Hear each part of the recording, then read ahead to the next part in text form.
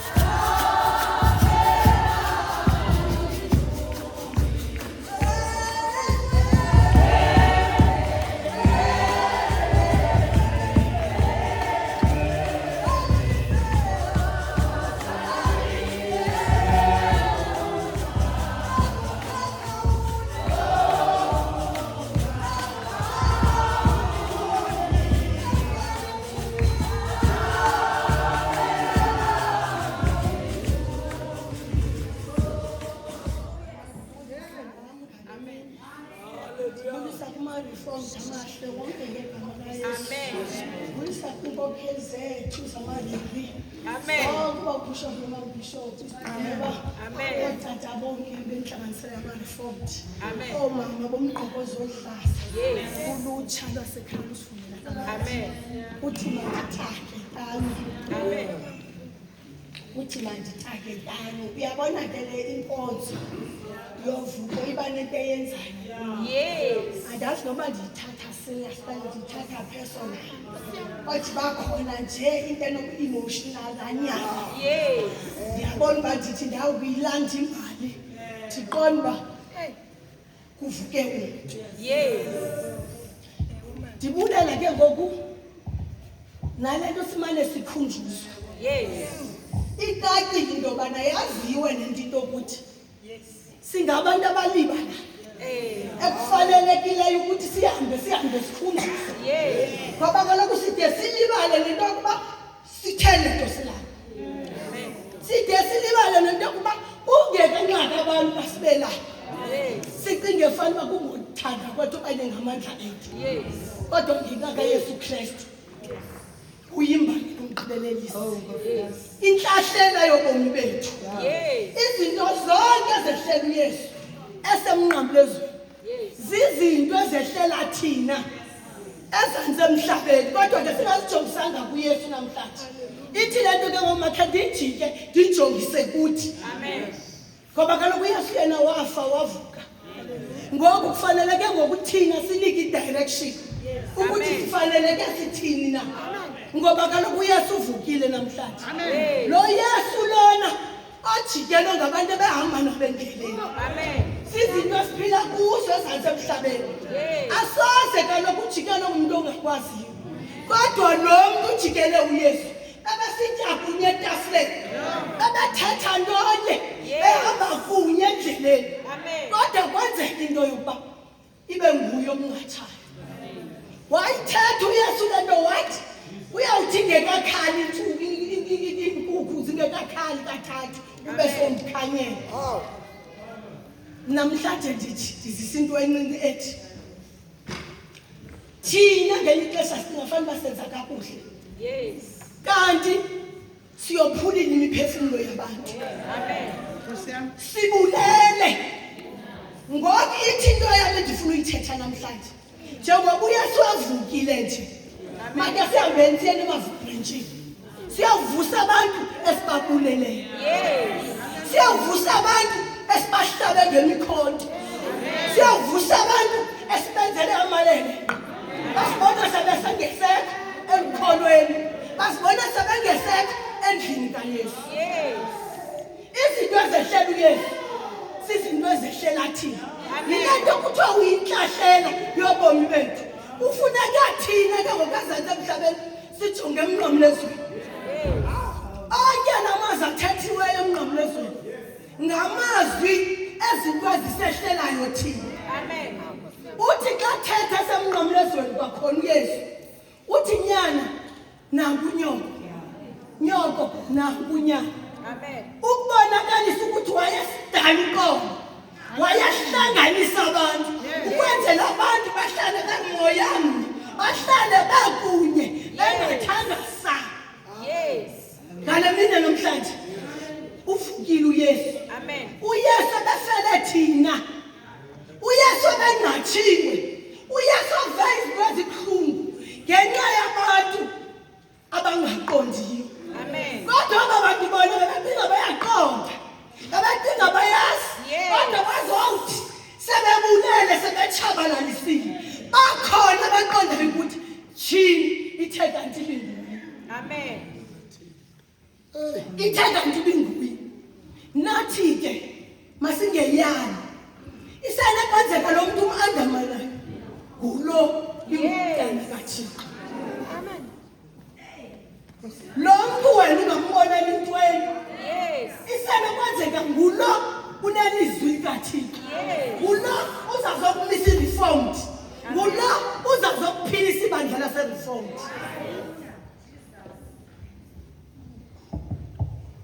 itsho ke into yam namhlanje ithi make siyene emabhrentshini siyokuvakalisa olu vuko lukaYesu Amen. sibaxelele ukuthi besingaqondi kodwa noko ngoku siyaqonda Yes.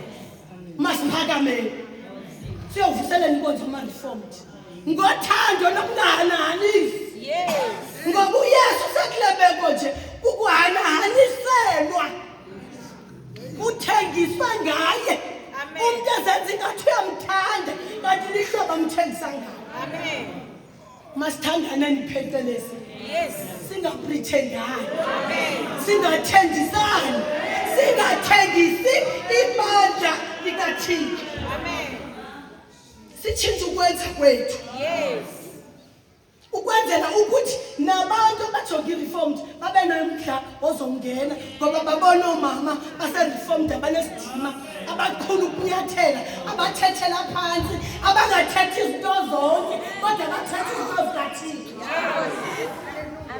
Singathi xa siphuma sonatho ngemini kuthiwa sinawuyapha ngoba bathetha kakhulu kunezinto ezingahlambulukanga ekungafanelekanga ziphume ngemilomo yethu. Zizinto ezibangela uba uYesu abethelela umnqamo wezulu ngenxa yetalente yakhe wavuka umona ebantwini ebehamba nabo. Singamonelani emzini likaThixo kodwa sikhuthazane. Sikhuthazane omlento asenza kahle sincome sikhwabisane. Lihlobo lokukhuthazana ibandla likaThixo libheke phambili. Nditsho ke namhlanje ndithi uYesu ubulaliswe ngabantu ebebekufutshane kuye. Ngabantu abasithi siyakuthanda Yesu, sihamba sonke sihamba ivangeli kodwa ekugqibeleni uthengiswa ngabo. Singakulingi ke sithengise ngebandla likaThixo. Singakulingi sithethe kabi ngebandla likaThixo. Sithandaneni ngoba uYesu utshilo emnqamlezweni. Xa ethetha kunamazwi asixhenxe wathetha ngoxolo. Xa unoxolo ke kunyanzelekile unalo uthando. Sihamba zombini kaloku ezazinto.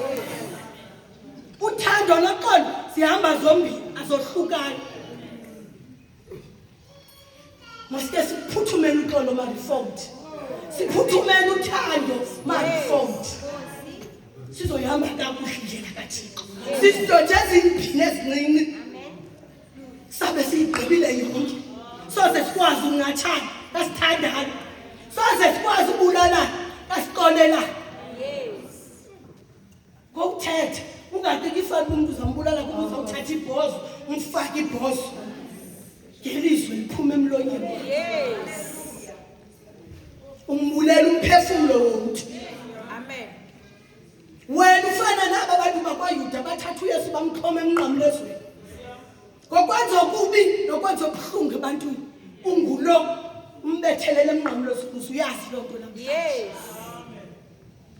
Umqike ngela xesha emnqamlezweni athi bawo baxolele aba bantu phofu bambulala. Uphinda kwayena uthi baxolele ngoba bayazi into abayenzayo. Bazibonakalisa ekugqibeleni nyhamba babengayazi babengaqondi ngoba bathase bambulela bazisola ekugqibeleni. Xa bebona imisebenzi neziqhamo sokuthi lo bambulele ibe yimpazamo. Sesingenzi loo mistake yokuthi kanti sibulala lo yena muntu uzakumisa i-reformed. Lo yena muntu uzakusityisa sihluthizwe ngathi for-reformed. Namhlanje ndithi mathuthetha nje loo dingo. Akho nto inintsi endizinayo. Ndisithi masiphuthumele uxolo. Siphuthumele uthando. Ngoba uYesu akule ndawo nje ulewe ngabantu behamba. Wangena kwintolongo exoxa ebanje ephilisa esenza izinto kodwa aba bantu benza ingathi bayavuya bayamthanda kanti abayithandi le nto ayenzayo. Sinjalo mosithina emhlabeni. Iba ngathi siyakukhobela kanti asithethi loo nto. Masitshintshe loo nto namhlanje. Basiyaqhwaba siqhwabe basiqhwabe singaqhwabi. Uze ngathi uba ubishop ubudikidiki badikidiki uyabandabanda. Singakulinge singakwazi ukuthi ungumuntu onjani uhlobo onjani. Kodwa mawaziwe namhlanje ngegama likaYesu Kristu Nkosi yethu. Amen.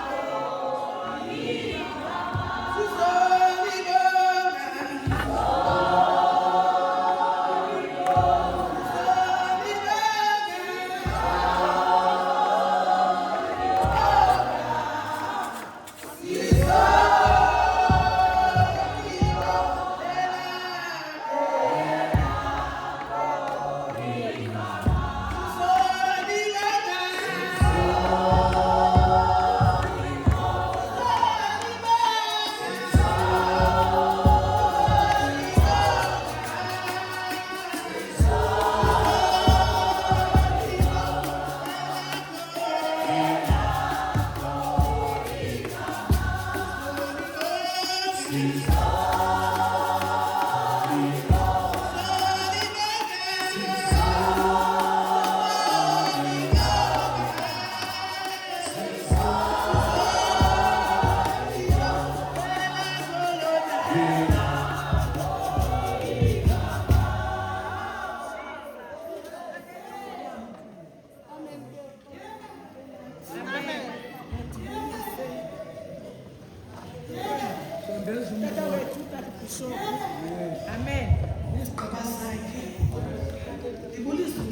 Amen. Mama Bishop, Mr. Sonke, so mama, Amen. bulisa abantwana bethu belishita Yes. ngale mini Hallelujah. yovuko. Amen. Ndibonga amandla wovuko phambi koba ndithethe.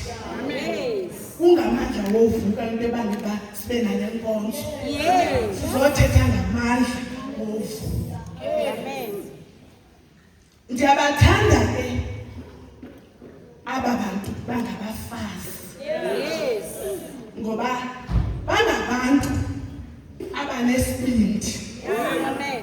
Sithetha ngabagqobhozi xa sithetha ngabo ngoba bona benza izinto zenzeke Amen. ngendlela yabo. Le nto kuthiwa ngumama yinto aphenecebo Yes. endiyaliveza icebo. Yes. Iza necebo sekunzima. Yes. Bathi abantwana belambi lophuma kwakhe phaa angene ngomnyango umama. Yes. Baqala abantwana babe nethemba. Yes. Uqale notata abe nethemba ngongena kukamama emnyango. Amen. Ngale mini yovuko ndithi mandibabonge nditsho nangoku siva bona. Yes. Utshilo umama Bishop xa eyibeka indaba wathi ngabo. Amen. Sibona abafazi abavuke ngentseni kuthiwa babuyigqiza. Olona loyiko babenalo umama uShulu yayingeli lolobana bangagetyengwa esitratweni. Yes. Kodwa uloyiko ababenalo apha kubo yayiloyiko lokubana kuthiwa kuvinwe ngalo umlomo wedlaka sizoqenqa ngubani. Yes. Siphinde simangala lapho ngoba owona msebenzi wabo bona yayiyinkambiso ababeyisebenzisa kwelaa xesha labo. Umntu ogubhileyo Amen. bazikhalisa ke ngoba umama ngumntu osoloko ebanexhala. Bafikelwa lixhala balibala into yokubana lonke ixhala kuthiwa masithose kuye ngoba yena esikhathalele. Amen. Uthi umama Bishop akakho. Amen. Nam ndilingqina bendiyile. Amen. Kuthiwa akakho apha uvukile. Yes. Andizokuya kwelibali. Andizokuya kwelibali. Amen. Kodwa apho ndiqonde khona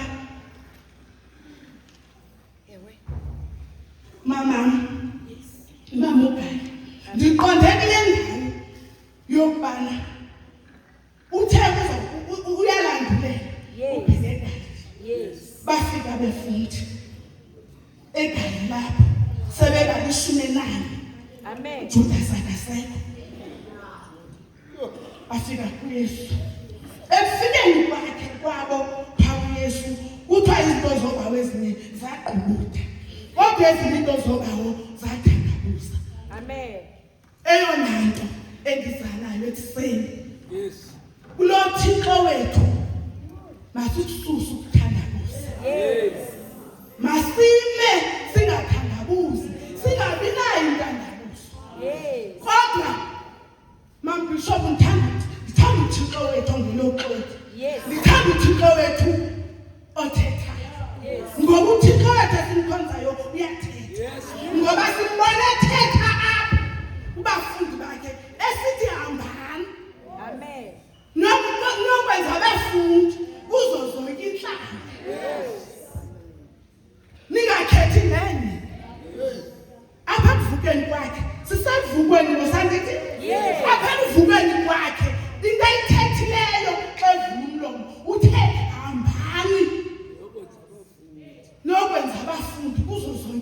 Amen. Ekubeni mani benzile nibabhaptize nibabhaptizele kwegameni likayise nelonyana nelomoyeni ogqiba nibafundise zonke izinto endimisela umthetho womfundisi waveza izwi lethe wathi ndinani yonke imihla kude kube sekupheleni kwephakade eyona nto ke ngoku ekufuneka into yobana sibambelele kuyo ukulaa mfundiso ngoba uthe nibafundise ngoku into edingekayo singomama sifundisane indlela zothando apha kulo mnquba kaThixo iindaba zokwenza uxolo apha kulo mnquba kaThixo suluphuthume xa uphuthume into ibikhona engasekhoyo ephunukileyo ngoba kwaphumuka into eluthandwe ebantwini kwaphumuka uxolo phi apha ebantwini yenyenze into yobana ke ngoku siphuthume zazo zonke izinto uThixo asibisele umthetho ngazo. Amen. Jesus. Ndiyayithanda ke Mama Bishop. Ndiyayithanda ke Mama Mshuku. Ndiyayithanda ke Mama Mgani into yokubana xa ndizokusuka kule ndawo ndithanda into yobana eli litye aba mama banexhala labo. Eyona nto ndiyithanda into yobana kubekwe ilitye phezu kwelitye ngoba kaloku uYesu leli litye lacetyiswa ilitye lembali babeke ilitye phezu kwelitye ilitye lasakhabeni uYesu Kristu wethu. Amen.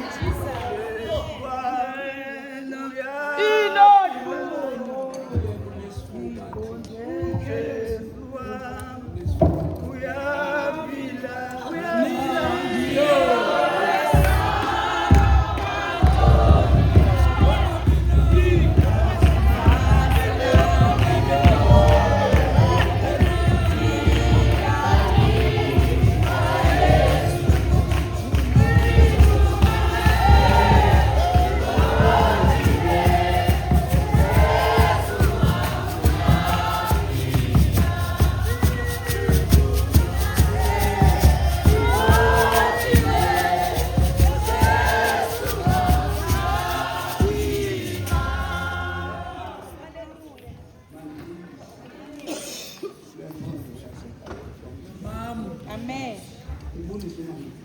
Amen. Kodwa ngenayo balini leyo mali ibulise imanyana ibulise imanyana. Uthi uMama uBishop ezingcwaba yalithini ngoba bakuthi Yesu uyalahlekile uJomba angavuki ngoba uthakanyana kodwa uYesu yena ovukayo lasuka lashukume ngwa lavuke makabonge uThixo.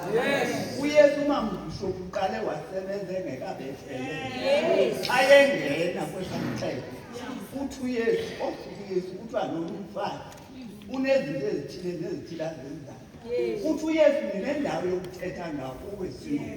Amen. Nkosi yami uthi ndandibanje akuzange ndandinqani akuzange amandla ndandiguke akuzange ndivele sinendawo yokuthetha ngakuwe uvukile ngoba lo mfazi ukhalazela amafutha uthi uYesu ke ngobapha kuye ndinendawo yokuthetha ngoku yena qingithetha uYesu bendithe ndizothanda Mama uBishop ndithandaze uThixo kandigqi ke ndihlale Mama uGayi ndiyanikeza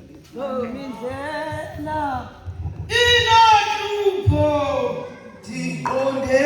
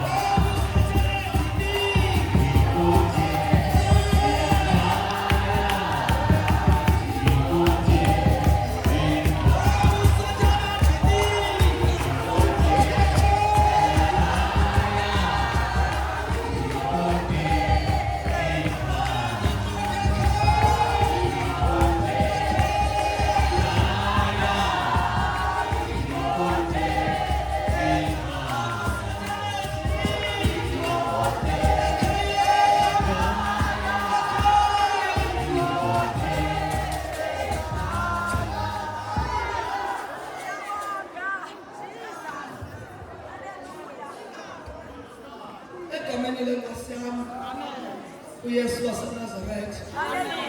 Angibonisa uTata Bishop, ndibulise umama Bishop, ndibulise iCabinet yezulu yonke, ndibulise egameni lenkosi yami uYesu waseNazaretha.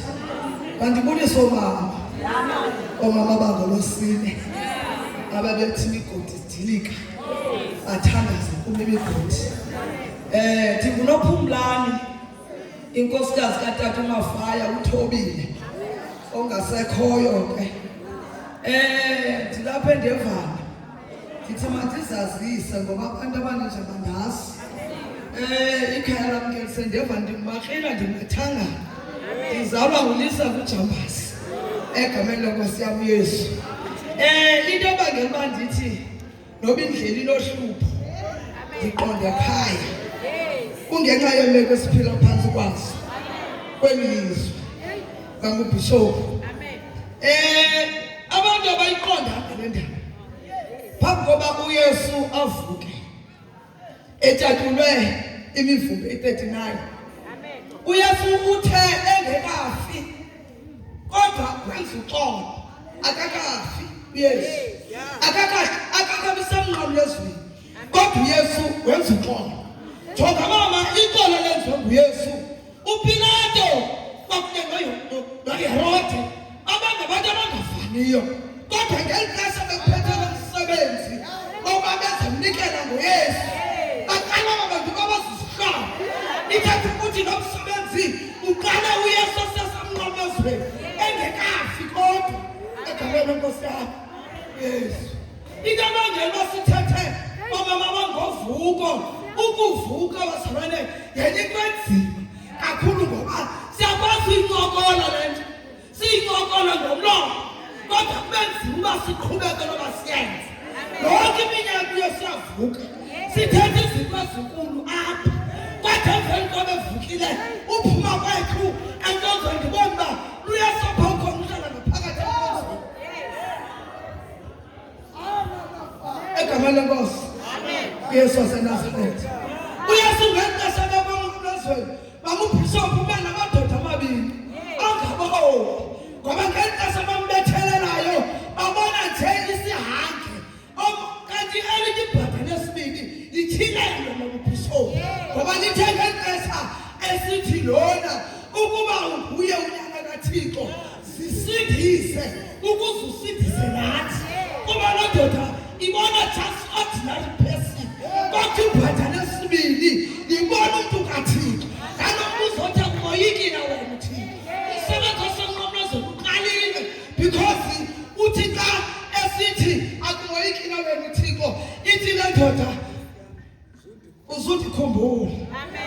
Ngoba ithe yamjonga yambona ukuba nguye lo unyana kaThixo othwala susa isono sesalathi egameni lenkosi. Umthandazo umnye bazalwane kuba singaquqe enkonzweni kaThixo, sihamba nje. Yabona lento yenza ikhaya omama bangiyokela mihla sivase sibe bahle sibambethe sibheke ecaweni kodwa phanga phakathi indaba ekafiki.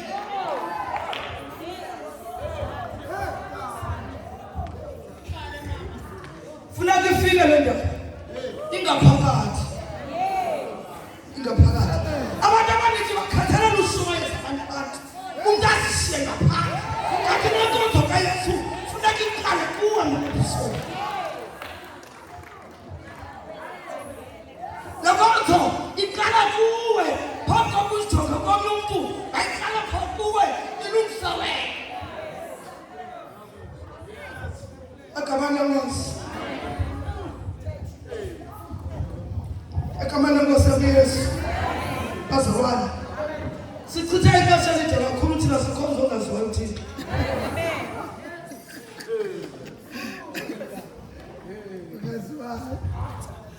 Sathatha ixesha sikhonza uThixo ongaziwayo kodwa kwathi kuThixo unenyaka banguBishop wathi lelendaba ngasindiswa bonke abantu bafikelela kuyazinyanya. Wafika ixesha lobuYesu athi ngephume ehlaza ukuze nathi sincedakale sisindiswe.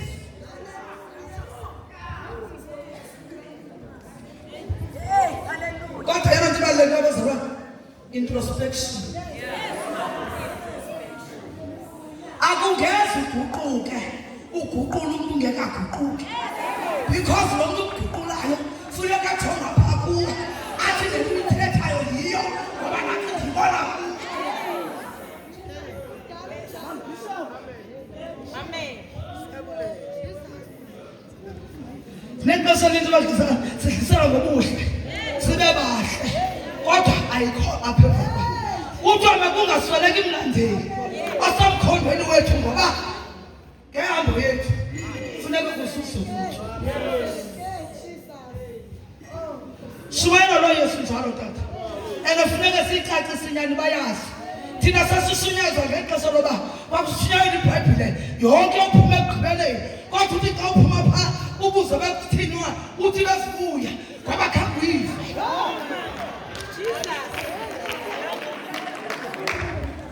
Nasimkhonza ngelo xesha thina sibaleka kakhulu kodwa xa ufika endlini kusuke belithini lisuthi hayi besibuya ngoba kuvanga ezivesi besininzi kakhulu ngoba usayazi layo iphi eyona vesi bililizwi.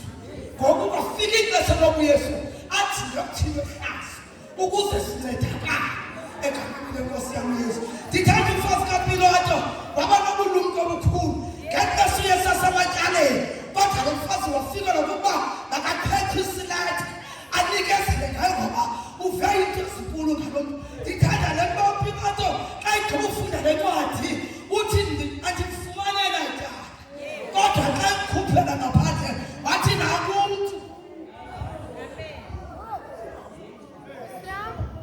Ungazithathela umntu into yoba ube secaweni ayithethi kulo mntu, ithetha uba usecaweni. Ungaba secaweni umntu engekafiki. Kodwa yona nto ibalulekileyo ubhishopu xa ufuna umntu asonde iconnection Yesu ingumthandazo. Xa seyifikile le nto ikuvusa ezandleni zobusuku bangubhishopu ithi thandaza ngoba kukho le nto abayamkela into ethi utshintshe idirection uhamba ngenye indlela ithi kodwa mna uhamba ngale ndlela ngoba wandamkela.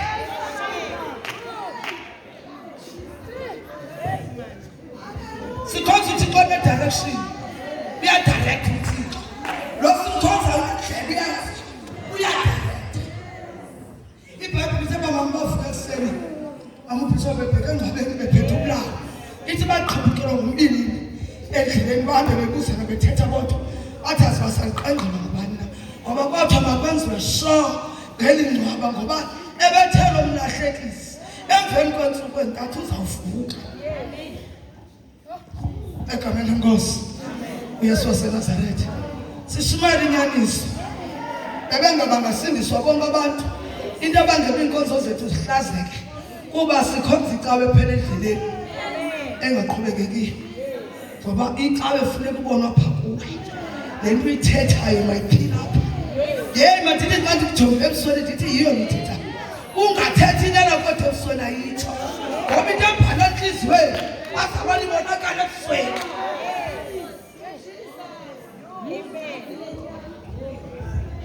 Shumayela ovakele njalo kamne iphelele apho andiyixubi xa ndiza kwehla. iBhayibhile incwadi kaThixo ithe oomama abakhulu babandileke babe nesidima bafundisa abatshakazi. Amen.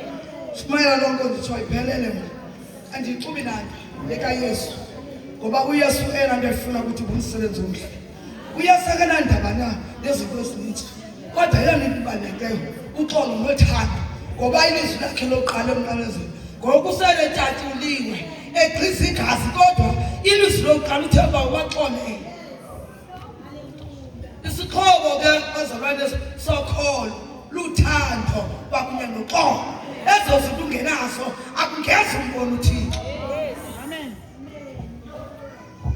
Egameni lenkosi hayi nam benzisithi nje mandidlule bazalwane bam ndizokuchaza uYesu nawe wandinceda. Amen. Ndancedwa namazalwane inkosi ndandiphila uzithandela ndisenza into ezifuna mina ngexesha endifuna ndini. Kodwa kathi uba inceba eGolgotha yasuka le nceba yandinceda. uYesu ngexesha semnqamlezweni ithi iBhayibhile kwakukho indoda eligxwemu eme phantsi komnqamlezo akrhatya uyesu ephangeni kwathi sigaza thisela kule ndoda ligqomi athi bajika amehlo aba straight.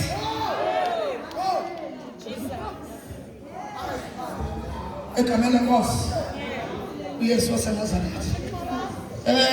Ithi iBhayibhile ngenye imini kukho indoda elithela, indoda ihlele ezantsi enqanaweni ifunda izinto egameni lenkosi. Kodwa kwangena indoda elithelwa mamubhishopu yabuza uba yazazi lezi zinto uzilezayo. Yathi impendulo andinamntu. Nanku umntu uba kunayo umntu, nanku umntu uzithathele egameni lenkosi yam uYesu. Amen.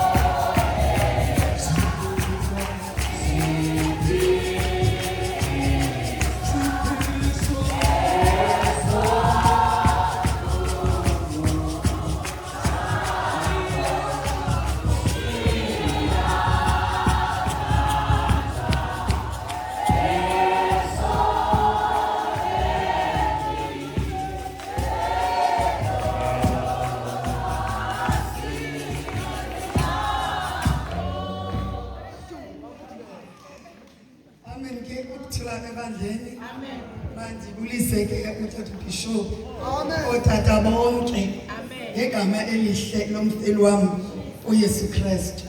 Ndibulise umama uBishop nomama bonke ngelihle igama lomfeli wethu uYesu Kristu.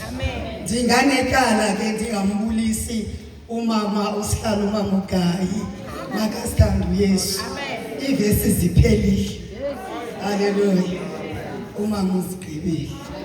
Makabonge uYesu. Kodwa eyona nto indiphakamisayo bendingazophakama. Ndiphakanyiswa ukufika mama uBishop. Umngcwabo sowuqhubekile. Kodwa ndabambiliswi olithethileyo wathi thandazani nincedane. Yabangela loo nto into yoba nam mandikwazi ke ngoku ukuma kule ndawo phansi kwencwadi osithilele yona namhlanje, incwadi ebhalwa nguMateyu. uMateyu esiyaziyo imbali yakhe okokuba ibe ngumbuthi werhafu, kodwa namhlanje usiphathele ilizwi lamazwi eyinyaniso. Usemndeni mama uBishop, usemndeni koba uYesu esemnqamezweni ehlekise ngaye bantwana bakaThixo bathi sisindise kaloku ngoba ubuthe unguye ukumkani wamaJuda. Simva ke ngoku sesingane ezisezantsi ezithi kumele okokuba kube njena ukuze kuzozalisekisa isibhalo. Wena ngoku uthi akakho apha uvukile. Bantwana bakaThixo masiyeni ke ngoku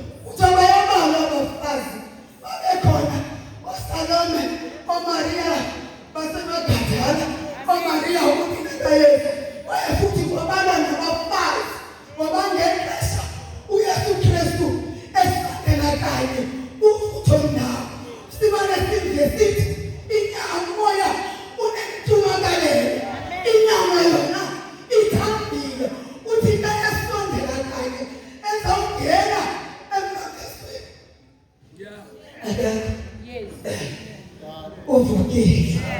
Makabonge Yesu. Akakho aba uvukile. Bantwana bakaThixo unomyebo wetanike. Bantwana bakaYesu nguye obangelwa namhlanje sikwazi ukuma okoba sithi uvukile. Ngoba kaloku zonke izithixo bezikuye uye ke ngoku okwazi ukuthatha uYesu. Bantwana bakaThixo kodwa ndithatha into eyodwa ngoba kaloku ibilihlazo loba indoda ihlale emnqamlezweni ngela xesha. Bantwana bakaThixo kuthiwa xa esiya kanye emnqamlezweni umhlubululi ngubo. Bantwana bakaThixo ngoba befuna isidima sendoda okoba masiphele kodwa bavele uyethu uYesu Kristu. Akakho apha uvukile phansi komnqamlezo. Bantwana bakaThixo asibavanga ke omama bethetha izinto ezininzi. Bantwana bakaThixo futhi nomyeni kaMariya simgqibele uvangale kulamsitho wasekhana. Bantwana bakaThixo ngoba nawo nobaba uBishop kuba ebesele sibiyena ngeli xesha afike emnqamlezweni uYesu Kristu. Bantwana bakaThixo akakho ke apha uvukile. Uthi xa ethetha uthi uHerode omkhulu. Bantwana bakaThixo owayefuna ukubamba uYesu. Makabonge Yesu. Kwathi ngenxa yoba isaziwa nafemeli yakuyoReyorethu ayimfuni uYesu. Athi awuvayi ngoba ukhona umzukulwane kwaye futhi uhambele kule ndawo. Bantwana bakaThixo kwathi masimbize ngoba uyasazi isitori. Kulapho ke ngakhele afika letyala wambuyisela kuPilato. Bantwana bakaThixo inhlungu yomnqamlezo. Bantwana bakaThixo oMariya abathethanga nanto sithi omama. Bantwana bakaThixo abazaba nguMariya. Bantwana bakaThixo bathethe kanye xa bebheke emnqamlezweni bexakene nento ngoba kaloku bebekhona ngela xesha bekuthwina livane inqwaba abantu baqala uthetha. Asibasaliqedile ngubani na elilike lisebenza ngabeyi maMbishop udinge ukuba xa sibethe izwi likaThixo sishumayele ukuphila. Makabonge Yesu. Le nto sishumayelayo sishumayele ivangeli engenamibimbi. Sishumayele ukuphila bazalwane. Uthi xa uthetha into kumama uthetha ukuphila ngoba uphila lento. Sifuza uthatha sifuza ukumama sithetha ukuphila ukuze sizokwazi namhlanje sithi akekho apha uvukile. Ngoba kaloku zonke izinto zigqityiwe konke ke ngoku kufeziwe ongamakhala emkile. Akakho apha maMbishop andifuthetha kakhulu ndikhulunyiswa ukuvuka kaYesu okokuba sivukele. Bantwana bakaThixo namhlanje batho mama masiphindele esibranchini. Bantwana bakaThixo siyothetha ukuphila. Siyothetha inkonzo engenamibili. Yabazalwane xa sidliwa kumnqamlezo siba no-amen. Makabonge uYesu. Sivu amen siqonda ukuthi konakele. Bantwana bakaThixo ekudinge basiyothandaza ngala amen. Bantwana bakaThixo ngoba owethu uThixo uThixo ongafuni izinto sezinto ezizinto. Akakho ke ngoku uvukile. Makasithande uYesu ngoba kaloku uYesu usithandile. uYesu futhi wasenza. Bantwana bakaThixo ukuze simphilele, ukuze sithethe ngaye, ukuze siphikothe ilizwi likaThixo, ukuze sihambe siyokwenza. Masiyobaxelela nabashiyekileyo okokuba hayi uvukile. Akakho uyandula ke ngoku sizawuhlangana naye ke ngoku eGalili. Bantwana bakaThixo yaphela ijudgment phaa emnqamlezweni.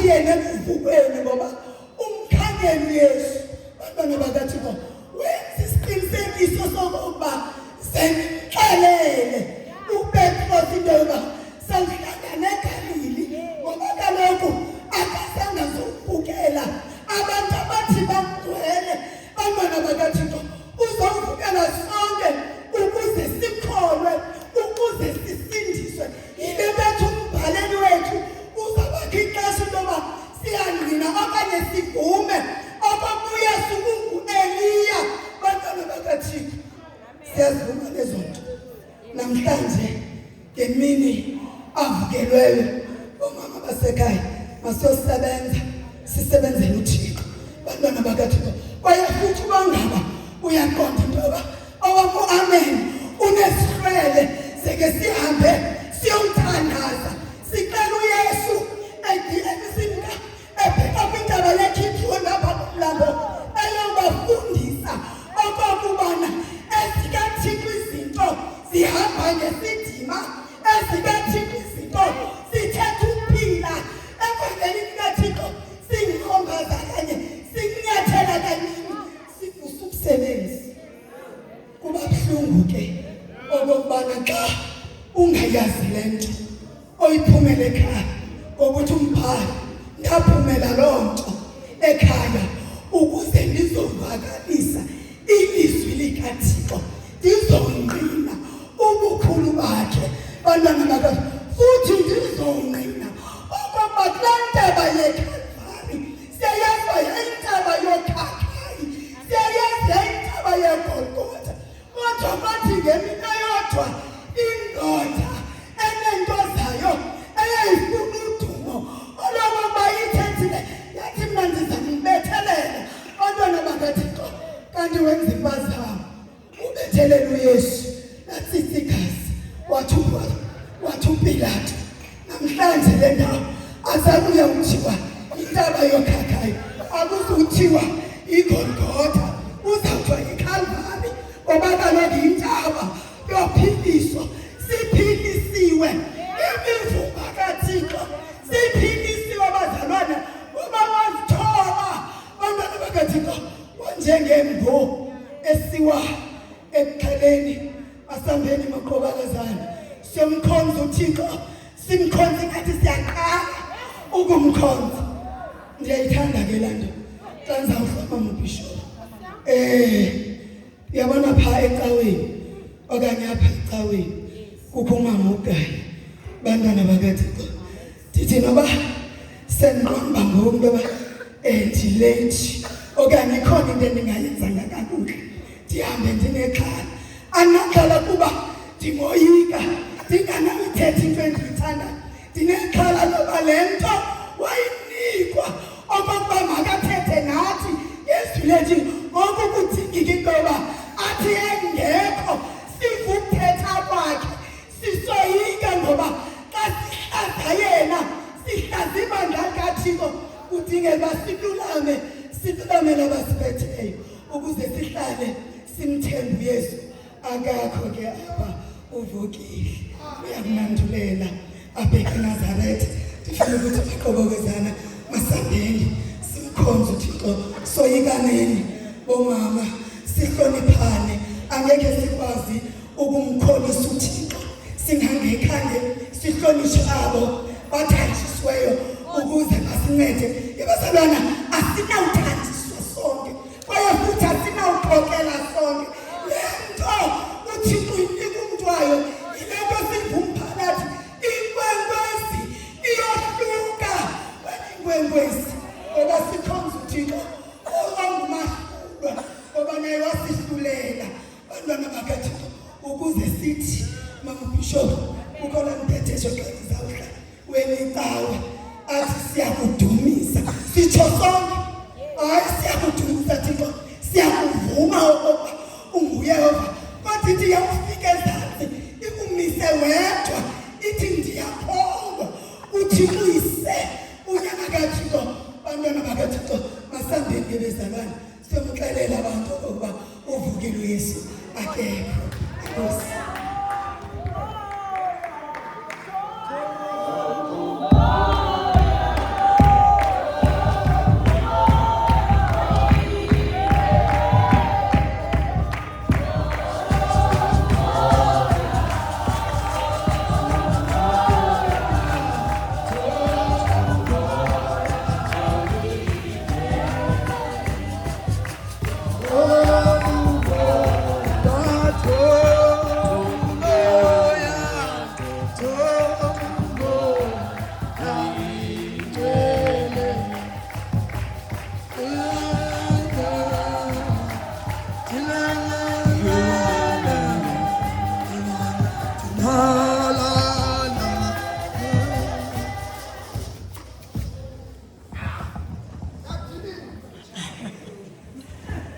Ndiyabulisa ilizwi lami lishilo.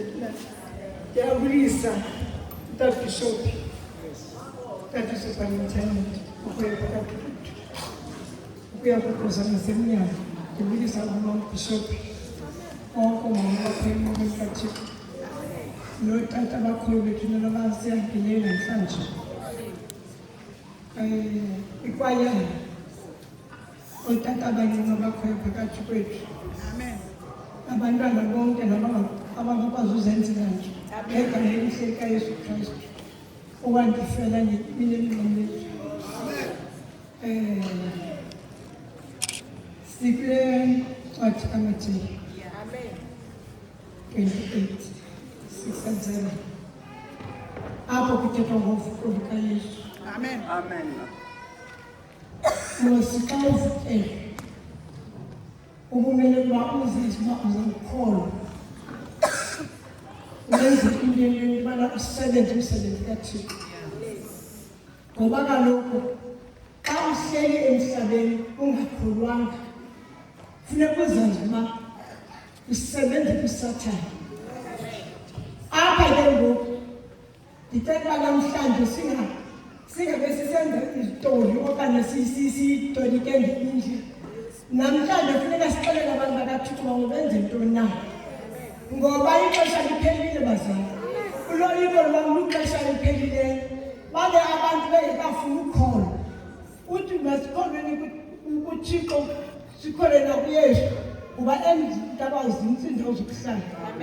Apha namhlanje sixelelwa ngoYesu ebefile. Phofu le nto apha iqala khona iqala emazulwini.